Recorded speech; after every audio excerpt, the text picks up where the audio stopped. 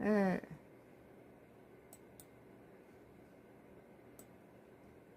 지금 SBS 뉴스예요. 2025년도 11월 14일자 기사예요. 중일 전쟁 거론하더니 정면 공격 불사할 거 긴장 고조.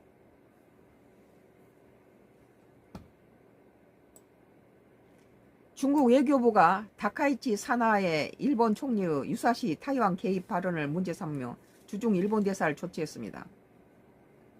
중국 외교부는 오늘 14일 전날 가나스 겐지 주중 일본 대사를 조치해 다카이치 총리의 중국 관련 잘못된 언행에 관해 엄중하게 항의했다고 밝혔습니다.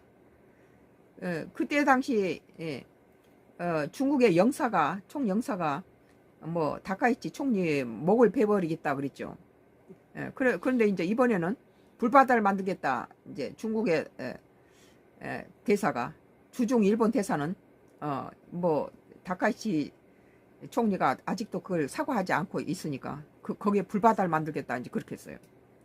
중국 외교 당국의 조치에는 약속하고 만나는 방식과 그냥 불러서 만나는 방식이 있는데 이번에 더 항의 수위가 높은 불러서 만나는 방식을 조치했습니다. 일본 대사를 갖다 불렀다는 거예요. 중국 외교부가 조치를 발표한 시간은 오늘 새벽 3시쯤 중국 매체는 심야에 이 조치가 이루어졌다고 설명했습니다.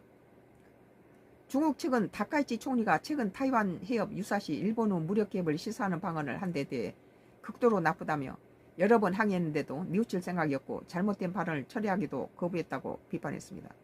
우리는 내 개인적인 입장은 만약에 전쟁이 터지면은 북한보다도 일본이 더 우리 한반도에 무섭다. 일본은 2차 대전 전범이에요.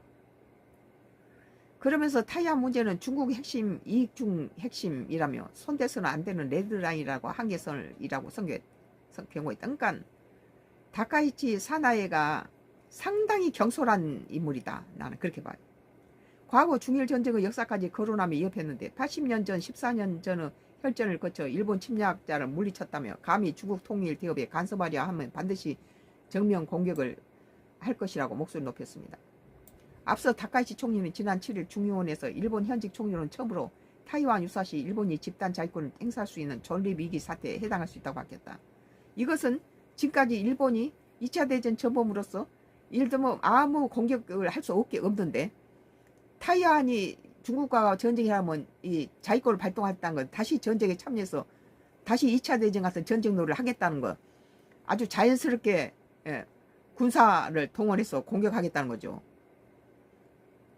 이번 발언에 중국이 격렬하게 반발하면서 파장이 일고 있지만 다카이치 총리는 발언을 처리할